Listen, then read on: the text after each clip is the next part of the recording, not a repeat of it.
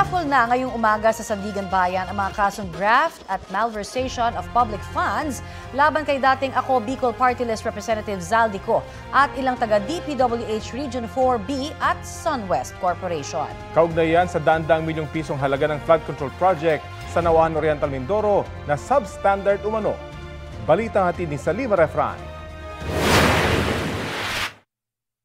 The Office of the Ombudsman announces that we have issued a resolution finding probable cause to file criminal charges against former Congressman Elizalde Zaldico, several officials of the DPWH Region 4B, and the Board of Directors of SunWest Corporation.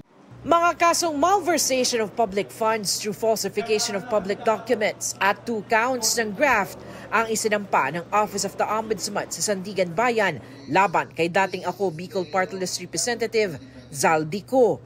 Ito ang unang mga kasong naisampa sa korte mula nang isiwalat ng Pangulo ang anomalya sa flood control projects. Para yan sa halos 290 million pesos na substandard umanong road dike project sa Nauhan Oriental Mindoro na kinontrata sa SunWest Incorporated kung saan founder at tinuturong beneficial owner si Ko.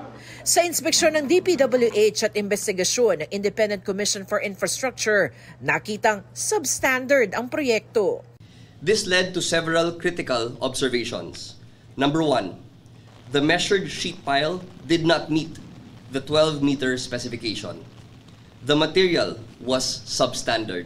It is highly possible that all other sheet piles used in the project were also below specification. And these findings point to a scheme that resulted in unwarranted benefits, technical falsification, and the misuse of public funds. Sa ginawang preliminary investigation ng Ombudsman, pinili ng kampo ni Ko na hindi magsumite ng kanyang kontrasalaysay. Nagpagamot abroad pero hindi na bumalik si Ko at piniling magbitiw sa pagiging kongresista. Nitong nakaraang mga araw, naglabas si Ko ng serye ng mga video na naglalahad ng nalalaman niya umano sa budget insertions. We also have filed a motion for urgent raffle of the cases and the immediate issuance of warrant of arrest and whole departure order. Kasunod ng pagsasampa ng mga kaso, iraraffle ang mga ito para malaman kung aling dibisyon ang hawak sa mga kaso. Ang mga dibisyong ito magsasagawa ng judicial determination of probable cause para sa paglalabas ng warrant of arrest. At kahit bailable ang kasong graft at malversation, sa laki raw ng halagang nakuha sa proyekto, walang piyansa ang rekomendasyon ng Ombudsman.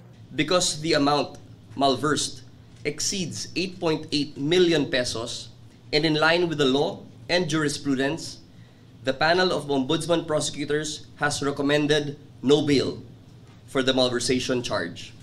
Sinusubukan pa naming kunin ang pahayag ng mga kinasuhan. Nauna nang sinabi ng abogado ni Ko na walang koneksyon sa SunWest ang dating kongresista. Nag-divest na raw si Ko mula sa kumpanya bago pa umano siya maging mambabatas. Ang ICI at DPWH, kapwa kinagalak ang pagsasampa ng mga kaso sa Sandigan Bayan. Eventually, warrants of arrest will now be issued, hopefully, no? And then we will be bringing these people to the courts and para ito yung hinihingi ng mga taong bayan. Mahigit 1 buwan nga, wala pang 2 buwan. Wala pang 2 buwan, na-file na sa Sandigan at tingin natin siguro sa mga susunod na araw na lang, ilalabas na rin ang mga warrants of arrest. Klarong action yon na talagang mananagot yung mga dapat managot. Salima Refran, nagbabalita para sa GMA Integrated News.